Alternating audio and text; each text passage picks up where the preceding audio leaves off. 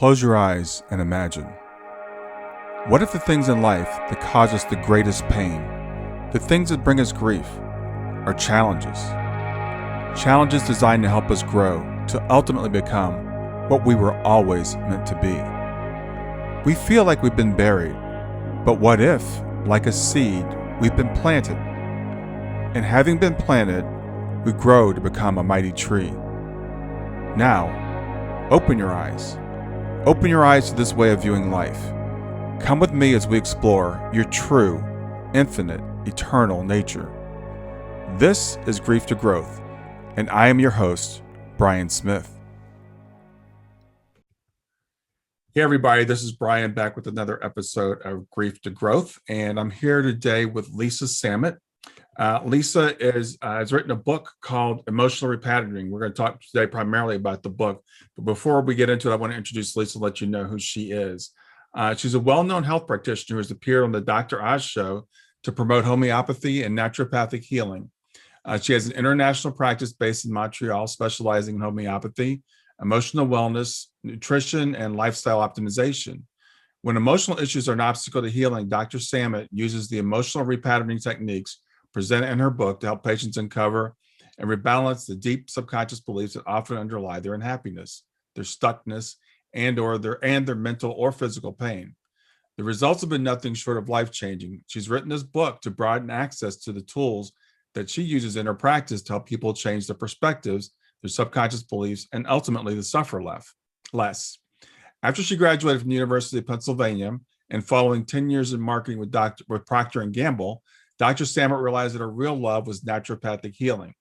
She received her doctorate from the Southwest College of Naturopathic Medicine in 1998, and she's been in private practice since then. Naturopathic healing focuses on prevention and using natural approaches to stimulate the body's ability to heal itself. The primary goals of the naturopathic approach are to address the cause of illness rather than simply treat or suppress symptoms, and to treat the patient as a whole, physically, mentally, and emotionally, to regain optimal health. Dr. Samet publishes a monthly newsletter with over 1,000 subscribers, and she's is the featured author of Dr. Samet's Insights, a monthly blog on the Washington Homeopathic Products website, which receives approximately 60,000 visits per month. She's a lecturer, and she's a presenter of webinars on various topics, including emotional repattering, homeopathy, menopause, and the aging brain. So with that, I want to welcome Dr. Lisa Samet. Thank you so much, Brian. It's a pleasure to be here. Yeah, thanks for being here. That was quite an introduction. You've done quite a bit, as we kind of talked about before we got started. So I wanted to ask you about how you got into the idea of emotional repatterning. Oh, well, that's a great question. So I've been in practice, as you said, for over 20 years, and it's really an honor, actually, and a blessing to be on the receiving end of so many patient stories and confidences. And as you work with people in such an in-depth manner over such a long period of time, you come to see, the depth of human suffering, right? I mean, I know about my own sufferings over time with challenges that I've been faced with, but everybody's carrying a big load, right? And if it's not true today, well, it might be true next year. Mm-hmm. And, when you get close to people and they confide in you, we come to realize that it's almost kind of the basic human story that we're going to be faced by challenges and we're going to have to kind of suffer through them. And I guess over the past years, as I've gotten more and more interested in working with people on the emotional level, I became kind of disillusioned at a certain point. It's like, well, how come nobody has ever given us the tools to work through this stuff any better? I mean, I was raised by pretty smart parents. I did a lot of schooling. And I mean, nobody ever talked to me about how to navigate some of these difficult waters. And I think it's true of all of us that we don't simply have the tools to manage life well. And isn't that a shame? Because we learn so much garbage in school that we're never going to use. But the basics of how to be human and how to live life better with less suffering, nobody's adept at that. And nobody ever really talks about that. And I wondered, why didn't anyone ever teach me about this. And, I came to realize it's because the people who raised me and my teachers and various other people who had influence in my life, they themselves didn't know. And that's kind of an amazing realization. Yeah, it really is. As you were talking, I was thinking about, I wrote a book many years ago about emotional intelligence, and it was, for me, it was like groundbreaking, but nobody talks about that. We talk about all different types of intelligence. We talk about, IQ. We don't talk about the emotional, intelligence. And so you're right. I think our society really lacks in that. So you went from your career in marketing, and you wanted to help people. And so you got into naturopathic medicine, which is really helpful, but it still focuses on the body mostly, doesn't it? Yeah, it's a good question. Not really. Okay. Naturopathic medicine and homeopathy in particular is Hmm. very much focused on the whole person, and that's really physically, mentally, and emotionally. And you and I both know that the mind-body connection is real. I mean, when you talk to people who are ill, chronically ill, I would say 8 times out of 10, if you interview them, which is what I do in my practice as I'm trying to help them, you obviously need to hear their story.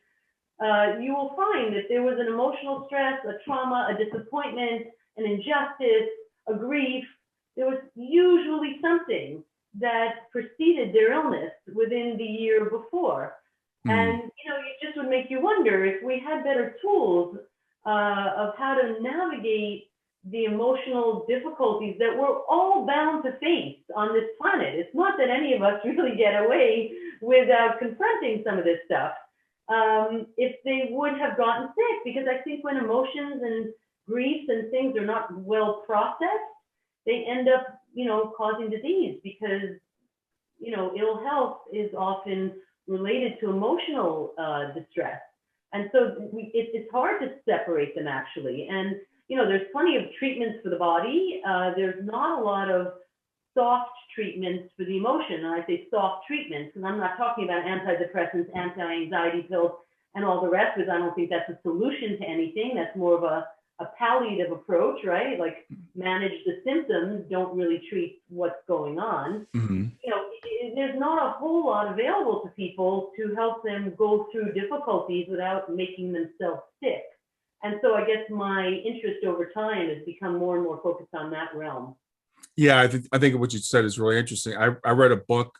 It's called Lost Connections, and it's about depression and the causes of it. And when I was reading this book, what fascinated me is, like, traditional medicine thinks that depression is just a product of the brain. It's just bad brain chemistry. And if we can fix the brain chemistry, we can fix the depression and they don't even look at, like, what happened to you in the last year, as you were just saying. If they just ask you what actually happened to you, what's your emotional state like, we could see that a lot of it is, it's caused by something in our life. Right. And why don't they ask you? Because if you told them, they would have nothing to offer. Which is exactly the point. People don't know what to do with it. And even though it would be your doctor, you could say, "Oh, my husband left me, and all of this happened," and then what would the doctor then offer you? I mean, he would still write you the prescription, right? Yeah. So people don't have the tools to help people, and that was a real nickel dropping moment for me, because it's like, wow, why don't people know better? It's not like we're the first people to experience difficulty, right? Why don't people know better how to manage this stuff? It's manageable. I mean, yes, you have to do some deep work. You have to change perspectives. You have to be willing to step back a bit and have some self-awareness and have a determination to use some tools, but it is possible. And what's the result of that effort? Well, you come out better, you come out stronger, you come out wiser, more resilient, and hopefully you can tackle the next challenge that comes your way with a bit more finesse. Yeah. Yeah, exactly. So what actually is emotional repatterning? So, I think what I would say in answer to that is, how it's come about that I wrote the book, and why I've named it that. Hmm. So in working with patients on a deep level, and kind of helping them navigate what they were going through, I came to realize that we're all suffering from more or less the same stuff. I mean, the details are different. The things that are upsetting to you, Brian, maybe not the things that cause me grief, and vice versa. Hmm. But when you boil it all down, while the details might be different, the root causes are very, very similar. And so I started to see patterns. It's like, well, we're all suffering from certain things, and I'll call them, let's say, misperceptions. And I realized that, well, for me, they kind of boiled down into 8 thinking traps. That's what I call them in my book, Emotional Repatterning. I use a chapter to discuss each of the 8 thinking traps, and I'll put that in quotes. You know, what's a thinking trap? It's a way that our mind gets tangled up in a certain way of seeing something or not seeing something that causes us pain, causes us suffering, causes us distress. And so the first part of the book is really kind of bringing to light these 8 patterns or thinking traps that kind of get us caught. And get us caught in a way that we end up being unhappy and miserable and suffering and feel like we can't, stuck, let's say. Yeah. And so I think part of it is recognizing that, common to all of us, it's not just my little shameful, problem. It's humanity. It's part of being human, right? And so I think, first of all, just having the conscious understanding of these thinking traps, and if we can have some objectivity, we can recognize ourselves in a lot of these thinking traps. And so emotional repatterning, to answer your question, is a way of transforming those thinking traps into something that works better for us. Wow. Okay. So what are some of the thinking traps? Well, I'll give you all 8 of them if you like, and Sure. we can talk in depth about maybe the ones that you find interesting. So Sure. self-love is one of them, or a lack of. Acceptance, or lack of. Responsibility, or not taking appropriately responsibility for the pieces in the story that are ours. Another one is called stories, which is essentially, what do I tell myself about the facts that happened, right? So certain facts happened, and then I have my story about those facts, right? And, there are many stories that could be told about a certain set of facts. And so I guess the question is the story I'm telling myself one that perpetuates my suffering, or is it one that possibly makes me feel better? Or is it just a neutral version of the facts? But there are many stories that can be told. So we go into that quite a bit. We talk also about co-creation and the fact that we're not alone, that we are connected to whatever you want to call it, the universe, our higher self, God, whatever the name is that you like. And by recognizing that, maybe we can recognize that we're working with a bigger force. We're not really alone here. Another thinking trap is not recognizing that a lot of the challenges that we go through are actually gifts given to us by the universe. I do a chapter on regret because a lot of people are stuck in regret.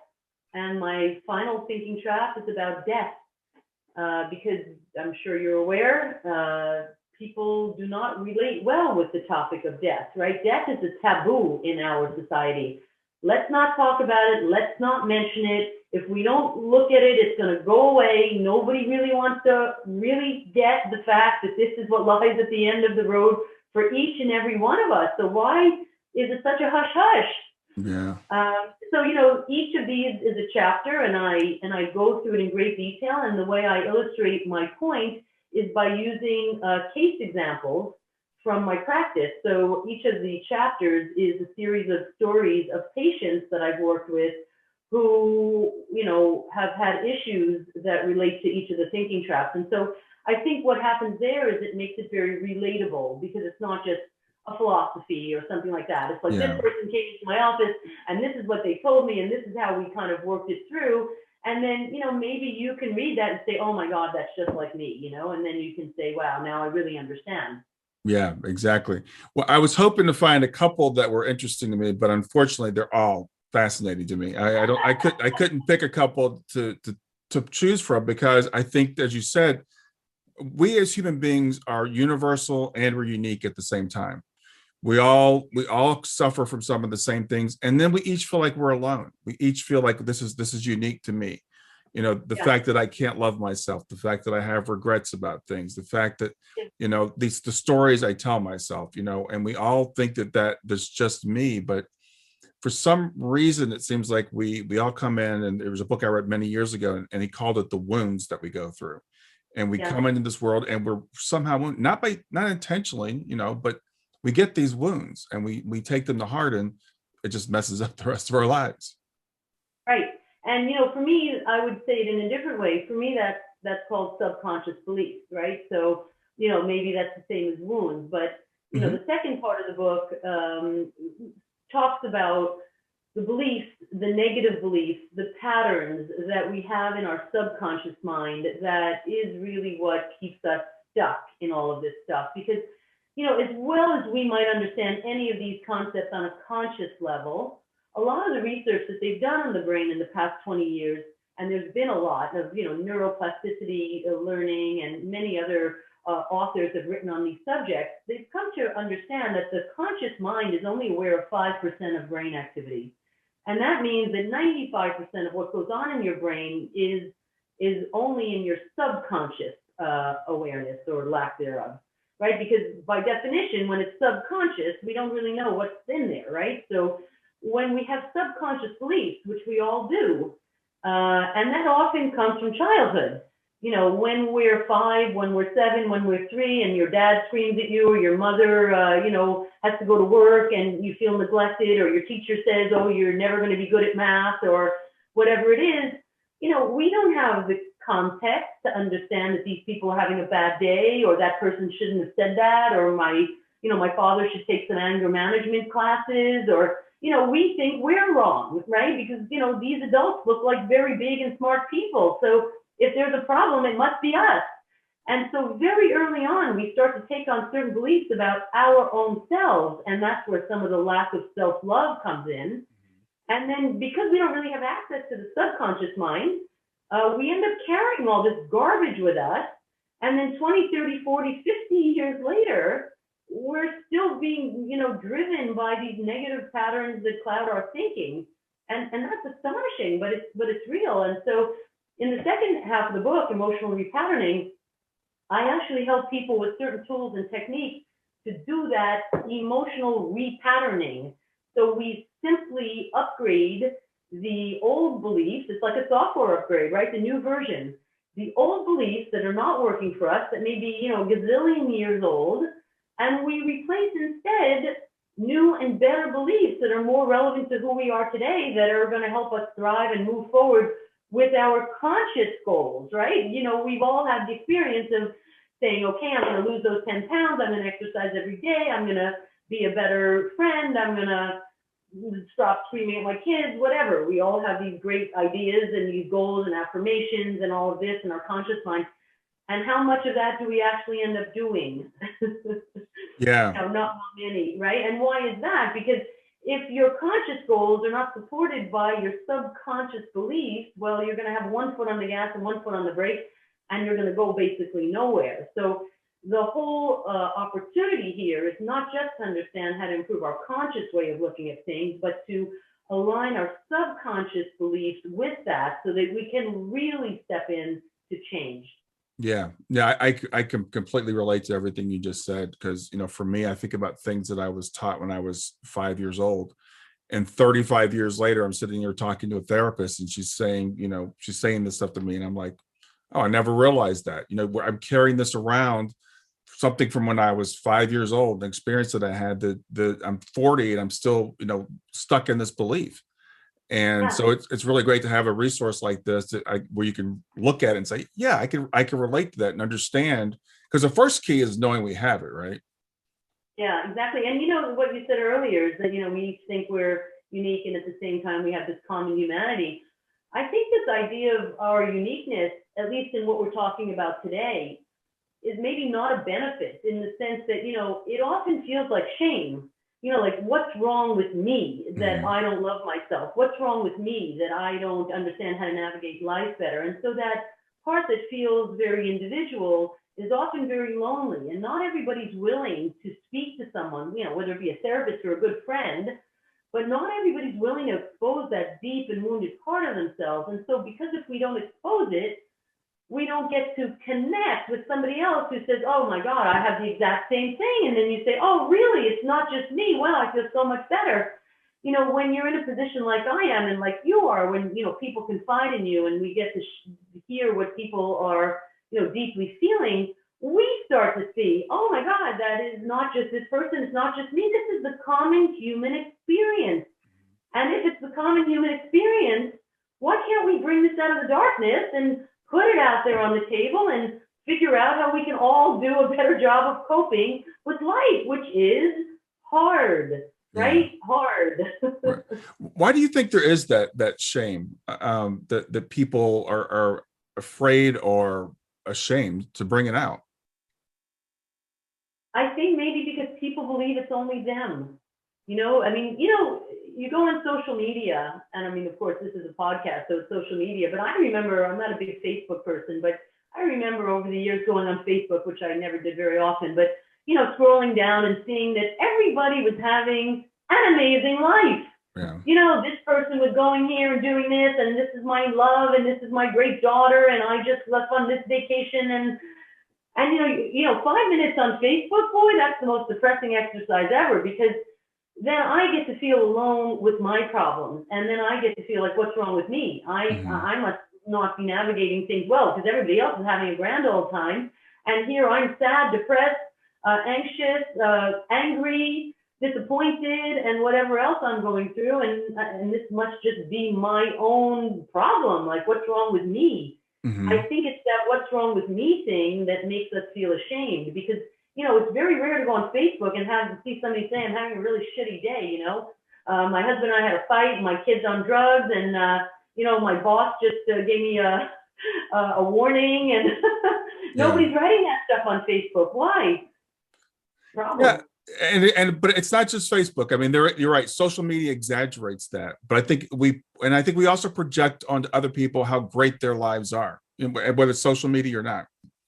Yeah. We look at our neighbors and we say they must be having a better life than I am. We all seem to carry that around with us, that there's something wrong with me and it's unique to me, and I think that's what causes the shame, as you said. I think so, and I mean, you know, I'm here to say, and I know you'll back me up on this. This is a lie. You know, every person on this planet has been, or will be confronted by difficulty. And why am I so sure about that? Because, you know, maybe it's a matter of philosophy. I write about this at length in my book, but the way I see things is that Earth is a school. And we come here, it's like a boarding school, if you will, right? We leave home. We come to Earth, you know, maybe the semester is 80 years long instead of, you know, a few months. We come here to learn. And in my experience, when things are going well, humans don't learn anything, right? If things are going great in my life, I really don't do much introspection. I don't ask some of the deeper questions about my own self. I'm just happy to show up and enjoy. And unfortunately, it's only when trouble comes knocking at my door, or I go looking for trouble, that in fact, I start suffering. And when I suffer, it's so unbearable to be miserable that at that point, I have to dig deeper to figure out how to cope. I have to find some internal resources to find out how to get through the difficulty that I'm facing. And when I do that, and then I go through the difficulty, I come out wiser. I come out more skillful, and that's called evolving. And that's why we're here. We have come here to evolve as souls. And if we're not challenged by difficulty, we're probably not going to do that. And so I already feel, you know, if we were perfect, we wouldn't have come. You know, Earth has its challenges. That's the nature of being alive here.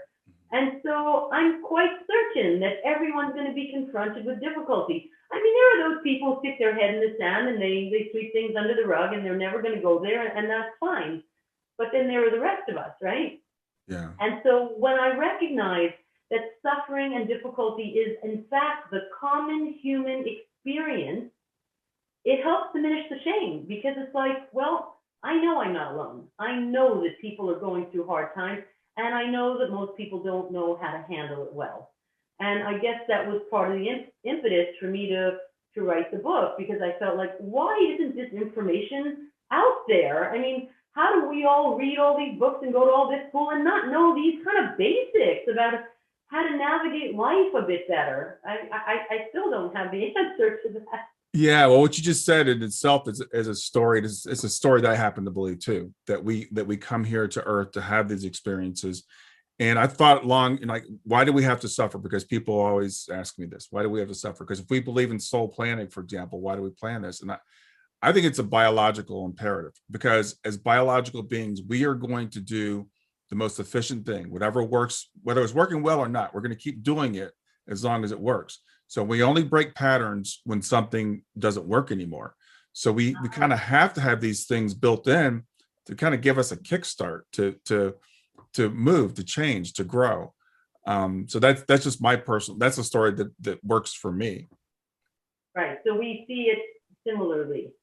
Yeah, and I mean, I think it's a philosophy that not only makes sense to me, and maybe some of your listeners as well, but I think it provides a really good framework then, because when I reach a challenge, which one of the chapters in the book, Emotional Repatterning, is based on, which I call gifts, right? Which is that the universe is going to gift us, right, with challenges, with opportunities, with hardships, in order for us to learn and grow. And, I like to say that they never run out of wrapping paper up there. Yeah. Yeah, unfortunately. If we turn down the gift, well, we're going to get it again in another form at a certain point, right? So, I mean, for me, if I want to keep on being hit over the head by a 2x4, I can do that, and I can keep turning down the invitation. But the gifts get a little bit bigger and a little bit harder to handle. So I've kind of learned, well, I might as well open the wrapping paper and open the box and take a look at what's in there and try to figure it out, because if I take a pass on this one, I'm just going to get it later in a bigger version. And I'm personally tired of suffering, I can say. I want to learn how to go through a bit better. And I think, some of these thinking traps and becoming familiar with them, and also understanding how to change some of my limiting and negative beliefs, is a kind of upgrade. And with that, I can approach life better. Yeah. I want to talk, I do want to dig into one of the things more, because I find all of them common to other people I work with, but one of them that is really big was the idea of self-love, the idea of of loving ourselves and really, cherishing who we are and understanding who we are. I find so many people, not only do they not have self-love, they almost feel afraid to have self-love. It's like, I'm not allowed to do that. Yes, I agree with you. And in fact, it's the first chapter of the book, because I think, it all starts there. If I don't love myself, I mean, how well is it going to go on the outside? It's not going to go very well. And I'll share a few thoughts about self-love, many of which are in the book, and many of which I have talked with patients about. So first of all, if I don't love myself, it's going to be impossible for me to receive love from anyone else. Because if I don't love myself, I can't believe that you love me, because there's no basis for me to accept that you love me if I don't love me. So I can't receive love, and I can't really give love from the right place if I don't love myself. And what does that mean, give love from the right place? So if I don't love myself, there's a huge, empty, aching hole inside myself where my self-love should be. And that empty area is a suffering for me. And most people want to fix their suffering. And so if I want to fix my suffering, I'm going to have to look for that love on the outside if I'm not giving it to myself. And how do I get that love from the outside? Well, I lose all my boundaries. I bend over backwards to be the nicest, greatest, most generous, sweetest, giving, and helpful person there is, in order to get that love and that appreciation back, in order to help heal my own wound. And what's the result of that? Well, half the time I give and give and give and give in order to get back. And in fact, I don't get back. So then I'm angry and resentful because look at all I did and I got nothing in return. Mm-hmm. Or I do all that and maybe I am recognized and maybe I am loved, but like we said at the beginning, I can't really receive it because I don't love myself. So I can't even take in the reward. But if I'm giving in order to get the love that I don't have, we have to admit that's kind of a manipulation, right? I mean, I'm not doing it consciously, but underneath it all, it's like, well, I'm going to give because I really need you to give me something back so that I can feel better. And I've worked with a lot of people like this. Not a lot of self-love, looking for it from the outside, will do practically anything to get it and, end up empty-handed at the end of the day, which just feels worse. We'll get back to Grief to Growth in just a few seconds.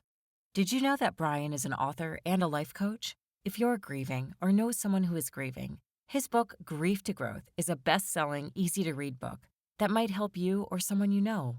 People work with Brian as a life coach to break through barriers and live their best lives. You can find out more about Brian and what he offers at www.grieftogrowth.com, www.growth.com, or text GROWTH, GROWTH, to 31996. If you'd like to support this podcast, visit www.patreon.com/grieftogrowth, www.patreon.com/GRIEF, to make a financial contribution. And now, back to Grief to Growth. Yeah, exactly. And I like the way that you put that, because I've heard people say things like, well, you can't get love until you love yourself or something like that. And the thing is, it's not that we don't get love, because I believe we're all unconditionally loved, but we can't feel it. So it's there, it could be showered on us. And I think about some people, some stars who, took their own lives, and all the adoring fans they had. And you could see, I was thinking about the lead singer of a group, Linkin Park. And there's a video where he's singing this song, and you could just feel the pain in his voice, and all the fans around him, just adoring him, and he can't feel it, and he ends up taking his own life. And that's really common for a lot of us. We don't feel worthy of love because we don't love ourselves. Right. And, this is a limiting belief. And, in my world, this is easily changed, because then people say, well, how do I love myself? I eat well and I get a massage every few months. And, of course I love myself. Well, maybe not. Maybe in your conscious mind, you're 5% you love yourself, but you're 95%. If you're 95% doesn't love yourself, well, that's not going to feel like love. And, the other thing that I think is a part of this discussion is, and I don't really know where this comes from, but when I talk to people about self-love, people cringe because they kind of feel like it's selfish. And people have this warped understanding of what selfishness is when it comes to self-love. And, this has to be debunked, because there's a big problem there, And here's what it looks like for me. If I don't take care of myself and I don't love myself and I don't do everything for myself that I need and want and fill myself up in order to give from that full place, if I don't do that, then I'm giving from a bankrupt place. I'm giving from an empty place, right? Mm-hmm. And we all know, if I have $10 in my bank account and I'm giving away $50 bills right and left, I mean, is that going to work for anybody? No, it's not going to work. I cannot give from a place of emptiness. I can only give from a place of fullness. That's the only way it's going to work, because that's the only way it's sustainable. So first, me. I need to be well within my own self from that full place. Oh my gosh, the giving and the generosity could be endless. But from an empty, bankrupt, miserable place, the giving that comes from there is not genuine and it's not sustainable. So I think people have to really understand that loving themselves, caring for themselves, doing things that it feels good to fill themselves up is not selfish. It's required if you want to be a person that can then go out there and be generous and giving. Yes, exactly. I love that. It's required. I can only speak for myself, and I grew up in America, so I can only speak for America. But I think there is I did too, by the way. yeah, there's something about, even though we're such rugged individuals and stuff, but there's something about, we don't want to be perceived as selfish. And for me, it kind of comes from church. And I remember in Sunday school, Yeah. them saying you have to put others first. You have to put others first. That's what a good Christian does. And that's a misperception of what it means to love your neighbor as you love yourself, because to love your neighbor as yourself assumes that you love yourself. Right. I couldn't agree more. And I'm hesitant to, blame religion because some people get upset. But I also agree with you. I think that there is this understanding that loving yourself is selfish, and, being all about everybody else is where it's at. And it's a tough one. I just, look at the airlines, not that any of us have flown in the recent past, but in any case, in the good old days when you used to get on a plane, they used to say, if there's a problem with the pressure, mothers, put your mask on first, or parents, put your mask on first. Why is that? If I'm fumbling with my kid's mask and my mask isn't on and I drop dead because of lack of oxygen, well, it's a lose-lose. I mean, none of us are going to be better off, right? If I put my mask on first and I'm breathing, well, then I can help everybody else on the plane, right? So, maybe that's like a trite analogy, but I think it's a good one. It's one I use all the time, frankly. I use it. I use it with my clients all the time. So I think it's so important to give people permission to take care of themselves. And the people that end up coming to me, a lot of times, the people that are stuck, the people that are burnt out, I'll hear, and it's usually women. Most of my clients are women, so that's just what it is. But it's like, I'm doing this, I'm doing this, I'm doing this. I give and give and I give, and nobody appreciates it. And I am totally burnt out. I'm at the end of my rope. I don't know what I'm going to do. And I'm like, you have to stop. You can't keep doing this. This doesn't work long term. Right, because the resentment is the tough part. I also had a patient maybe just last week, and I agree. Most of my patients for this kind of work are women, but it happened to be a guy.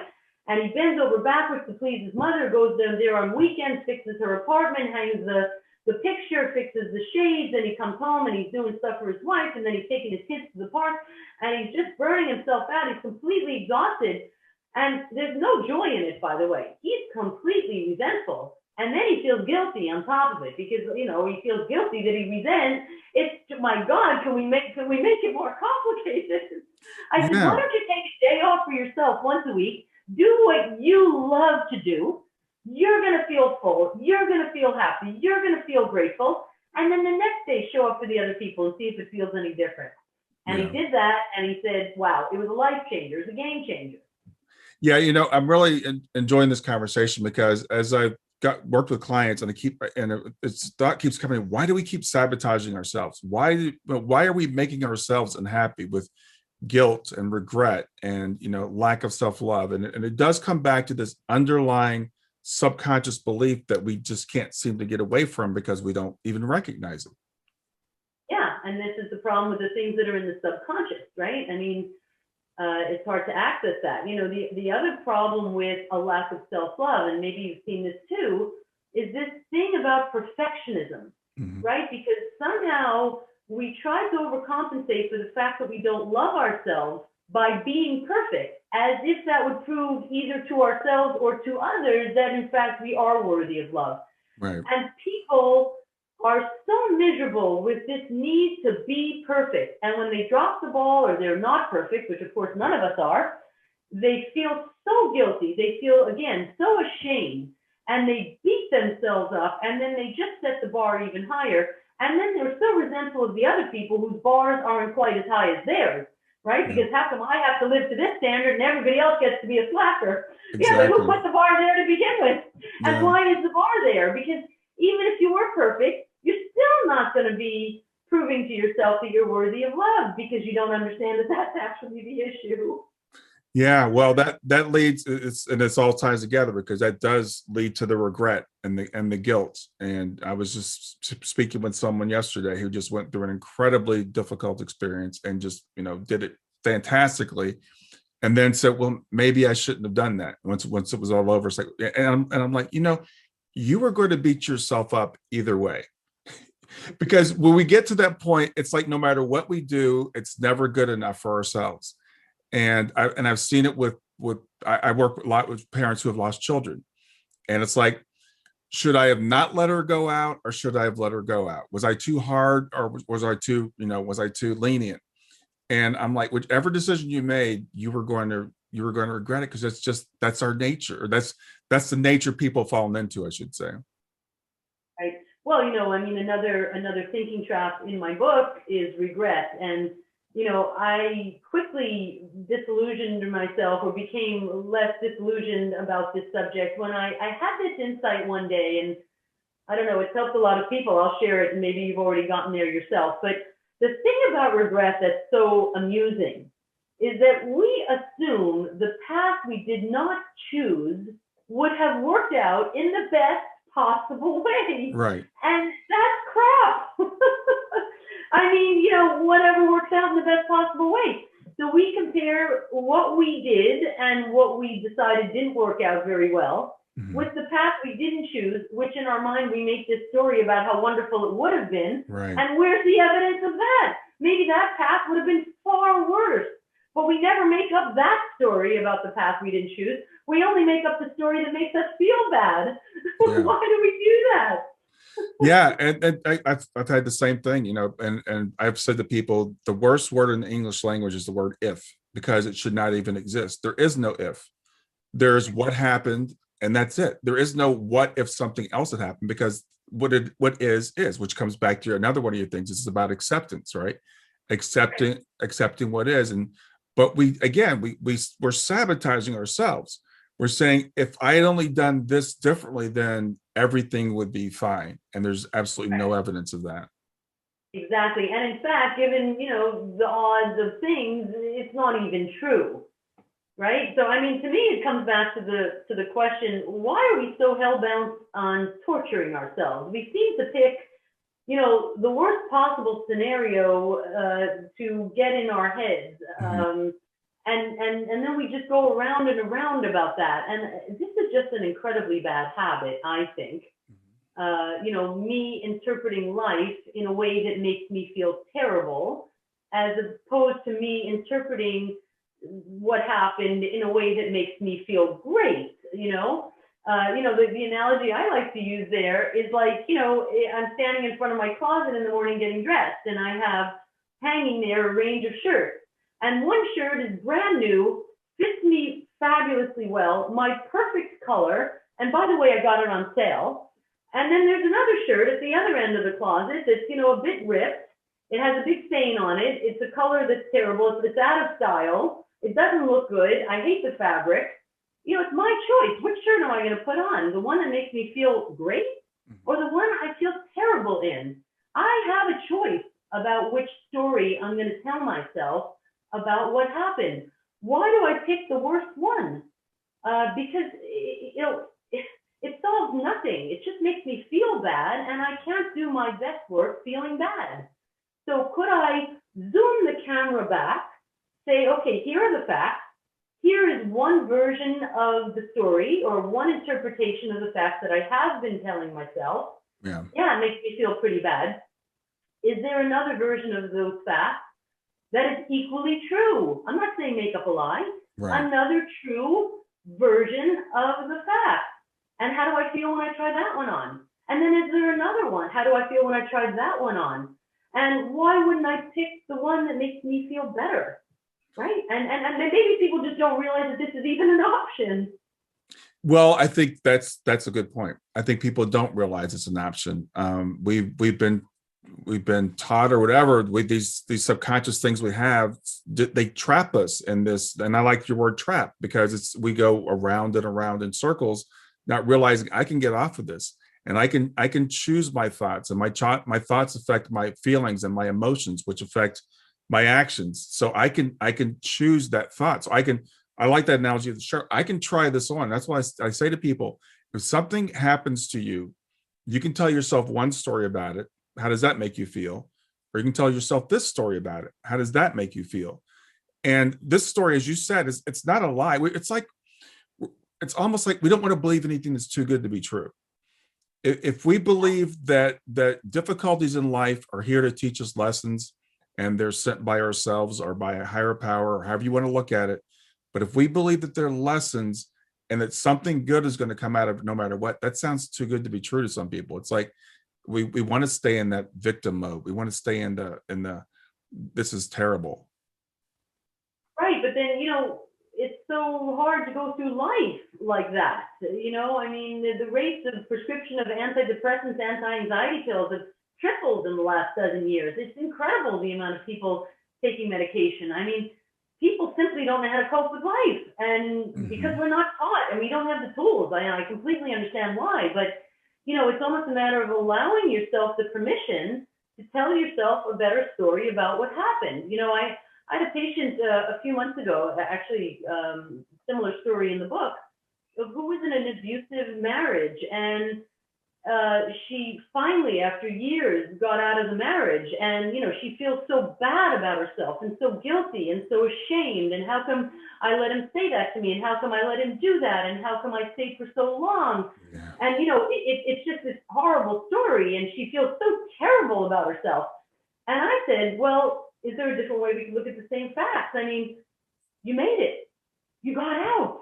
You survived. Okay, it took you 2 years. It could have taken you 20 years. You might never have gotten out. You got out, and you're well, and you're safe, and you did it. Why can't you be the hero of your own story? Why can't you walk around with your shoulders back and say, I'm a rock star? I figured out a way of getting out of that story with the kids, and there was a religious overlay to it, so it made it all the more difficult to get out, and complicated things. I said, for me, you're amazing, but unless you see it that way, nothing's going to change. Yeah, completely. I completely agree. And that seems to be the biggest part of my job, is just helping people see themselves in the way that I see them. It's like, I was talking with another life coach a little while ago, and I'm like, I kind of see myself as like a mirror. We can't see our own strength, our own beauty, our own, how magnificent we are. And so sometimes we need someone to hold that mirror up to ourselves and say, yeah, you're so much more than you think you are. So I love the idea of this emotional repatterning to help people to start to change their thinking, to get off of that loop that we're on. Yeah, and a lot of that has to do with the subconscious work, as we said. It's really a matter of changing beliefs, deep subconscious beliefs. And I talk about a technique in my book, which I share in detail and in a lot of depth, about it's actually a take-home practice. It's not just affirmations and goals and things in our conscious mind, but it's a way of actually rewiring our thinking patterns to kind of drop in and replace old beliefs that don't work, aren't true, don't serve us, there's nothing good about them, with something that works, with something that's an upgrade, with something that makes me feel great. Why wouldn't I want to feel great? When I feel great, I show up, I do great work, I help other people feel great, and they help other people feel great. And then the ripple effect outward is great. The more I can shine my light brightly, the more it benefits myself and everybody else. And that's true of everybody. Yeah. So staying in this stuck mode of misery, wow, we have choices. And some of the ways out of this are easy. We tend to think that, if it's going to be important, it's going to be hard. Or if we're going to make a change, it's either going to be really hard. It's going to take years and years and a lot of work. Well, I'm here to tell you that's not true, right? Changing a belief is super easy. It's just a belief. It's not a fact, right? We're just changing our perception. We're changing our prescription, I like to say, right? You and I both wear glasses. We know that if the prescription is not right, we're going to see things in a distorted way. And I think when we repattern the subconscious, as I teach in my book, Emotional Repatterning, we're actually changing the prescription in our lenses to be able to see life more clearly by working on upgrading how we feel about our own selves, right? Because the problem is never out there, as we all like to think it is. The problem is always in me. And when I can work on that and I can fix myself and I can evolve, wow, everything on the outside feels and looks so much better. Because, I don't know about you, but in my experience, I've never had any luck changing anybody else. Yeah. Yeah. And I've tried. Yeah, absolutely. So give me an example of one of the techniques that's in your book that I can use to break some of these patterns.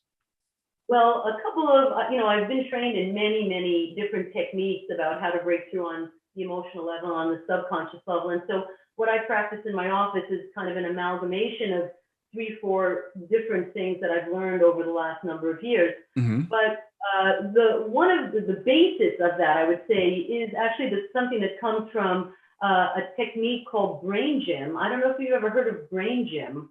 I have not, no. It's something that was developed over a dozen years ago by people who were looking to work with kids to help them improve their ability to learn. So these were kids maybe on the autism spectrum or kids that had learning difficulties. And they had discovered a way of engaging the brain on a more holistic level to help children learn better. And essentially that was by engaging both the right and the left hemispheres of the brain at the same time. Mm-hmm. When we engage both hemispheres of our brain at the same time, the brain is in learning mode. It is in deep learning mode. And so from that place, we can engage the subconscious and replace old beliefs. So for example, in this kind of a mode, if I want to believe that I love myself, I would write a statement to that effect. So in this case, it's pretty straightforward. I love myself would be the statement. And while engaging both hemispheres of my brain at the same time, and there's a few ways to do that I explain in detail in the book, I can put my brain in active learning mode. And then if I repeat over and over and over again, I love myself, I love myself, I love myself, I am teaching my brain a new belief.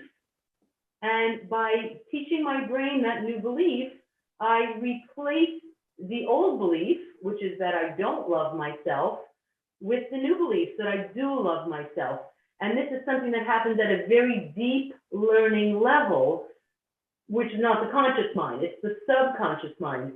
And when I do this practice over and over again by writing statements of what I want to believe and then repeating them to myself over and over again while I'm engaging both hemispheres of my brain, it teaches my brain a new belief and it helps rewire the old patterns. So it's actually easy, fun, and very accessible. So, I mean, that's the kind of cool thing because, we usually think that change has to be painful and hard. And I'm sure you've realized it too, and I have in my own life. Sometimes the most profound things are the easiest and simplest things that we just simply overlook.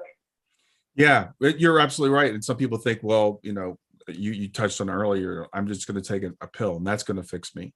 And the thing about antidepressants, and if you need to be on medication, you should be on medication. So I'm not telling anybody to get rid of their pills, but there's no evidence that they work, especially long term. They seem to work for a few people for a little while, but over long term, they just don't work. We have to do this work, but it's not really hard work. It's really coming down to understanding that we have a choice. I think the biggest thing about it is as you said, kind of uncovering that subconscious, understanding that I have a choice which thoughts I have. And if I don't like a thought, I don't have to keep thinking that thought. Because most of us think the thoughts they just come, right? It's like a third person talking to us. It's like we can't shut them up. Right. It's a matter of, like you're saying, understanding that you're the master of your own destiny. Mm-hmm. And, that's a very empowering thought.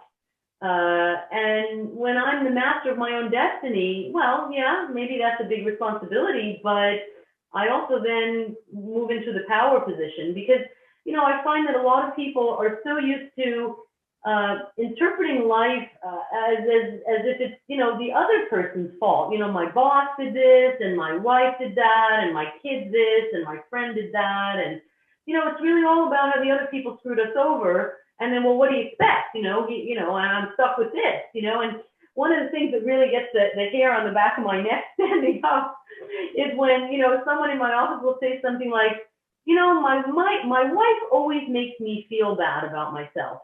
Yeah. And I'm like, really? Your wife makes you feel bad. What does she have, like some kind of, switch that she, pushes the on off? But how does she make you feel anything? And isn't that language so disempowering? I mean, why don't we work on the language first? Because the language reveals something very deep about how you process it. What if we said, when my wife does and says certain things, I feel bad. I feel sad. When this happens on the outside, I feel a certain way. Well, that's already a huge upgrade, because when we say it like that, well, then I can decide to feel otherwise, or I can, work with the situation and see it differently, right? Because then it's me feeling something, then I can maybe feel something else. Mm-hmm. But if somebody else is making me feel something, well, how disempowered can you be at that point? Yeah. Because then, well, what can I do about it? I mean, they're making me feel these ways and I'm stuck. Yeah, and that's an excellent point about how language, I think, is so important. And that's how we say it in English. Someone made me feel this way. And literally, that's not true. As you said, no one can make you feel anything. We have a choice, but we give away our power when we use that. So there's sometimes I'll use language that sounds awkward to people because I don't want to say certain things, like someone made me feel a certain way, because it's not true. And that brings me to we're running close to the end, but I want to talk about another trap where you talked about the way we view death. And I very rarely use the word that someone died, because my belief is that people don't die. So talk about the trap of death. Right. So yes, I agree with you. The body dies. I kind of see the body as like a rent-a-car. We come into Earth to have this school, this learning experience. We need to rent a body because we need the body in order to have the experience of life. And when the duration of the contract is over, we return the car and then we go back home. And so, the body is just the vehicle with which we can experience life on the physical plane. And certainly when we see it that way, well, passing and death of the body, I think, becomes a lot more palatable. Can we realize that this is a temporary situation, Earth? I mean, a lot of people like to say it's an illusion. I'm not sure it's an illusion. It seems pretty real to me. But it has its finite time, and it has its purpose. The purpose of being here on Earth and being alive is to experience ourselves and situations which come up, which challenges us, so that we can evolve. And there will be an end date there. And when we go back home, we will get to process all that we lived and evolve and grow from that. And I think simply that paradigm shift, at least in my body, when I speak about that and see it that way, provides a big sense of relief. I think when people don't have that perspective, I think there is a lot of anxiety, because if I don't see it that way, well, then I feel more scared, because I don't really know what I'm doing here, and I don't really know what's going to happen after. And when I'm more scared, it's because I don't feel safe. And when I don't feel safe, then I'm anxious. And a lot of people's anxiety is so focused around health and safety. And I work with so many people that have anxiety about their health, and I work with so many people that have anxiety about their kids and their kids' health. And I think the root of all of this is fear of death, because, rather than work on the leaves, I like to work on the roots, because when we work on the roots, the leaves get better. And if we work on the leaves, we're going to be here a really, really long time, because there's a lot of leaves. So, let's get down to it. What's underneath all of these difficulties and this hardship, right? If I could make peace with my own eventual death and the death of the people that I love, and I know that you lost a child, and I also had a son who battled leukemia when he was 10, and we went through hell for 2 years. I mean, thankfully he lived. Mhm. But, it wasn't obvious that that was going to happen. And one of my very best friends lost a son at 12 to a brain tumor, and I lived through that with her. So I'm no stranger to these topics. But when we make peace with the fact that, nobody dies, they just, return the body and they go back home, and, they're all there waiting for us. And we're all going to reunite on the other side and debrief this whole school experience. Wow, it just shifts the perspective, and it makes you realize that I'm here for a purpose and I want to make the most out of it. So how can I engage better with life so I can suck the marrow out of it, get all the juice out of it, do what I'm supposed to have been doing here, and be proud of myself for showing up really well as best as I could in any moment, in any case, and really try to go through life in a way that on my deathbed, whenever that comes, I can say, I wasn't perfect and I screwed up an awful lot, but I was present and I tried hard and I really tried to go through things and learn what I could and evolve as much as possible and show up for other people in the best possible way. I think at the end, I'll be pretty proud of myself if I can say that. And maybe that's a good reframe. Yeah. Well, you were saying before we start, you felt we had met before. I feel like we've met before because you said exactly the way I feel about life and death and the whole thing. And the idea of an illusion, my background's engineering. So I'm a chemical engineer. I love science. And I know that there's some things, there's simulation theory that says the universe is an illusion. And some people say it's like a dream. And my thing is whatever we perceive is real, because when you're in a dream, it's real. While you're in that dream, it's real. So whether this is a dream or not, it's real. What we go through is real. The pain is real. It's all real, but it's temporary. And what I try to get across to people is because it's temporary, when things are bad, they're only going to be bad for so long. And when things are good, they're only going to be good for so long. So enjoy the things that are good while they're here. And like when my girls were young, I enjoyed every possible moment, because my one daughter's in spirit now, my other daughter is grown. I don't have little kids anymore. So you enjoy those things, but also when you're going through the tough times, it's not going to last, forever. And so what I try to tell people do is like you just talked about, is what's the lesson in this for me? Why am I having this experience? What am I supposed to learn from it? And that way, that painful thing that you're going through, no matter how painful it is, you're looking for some redemption. And I was talking with a client yesterday, and even when I just heard him ask that question, I was like, that's a breakthrough. The fact that you're even asking the question, he said, I don't understand why this keeps happening. And it's funny because he immediately started giving reasons why he thought it was happening. I said, it's interesting. You start off by saying, I don't know why this is happening. But then you just told me why it's happening. You do know. At some level, we do know why we go through these things.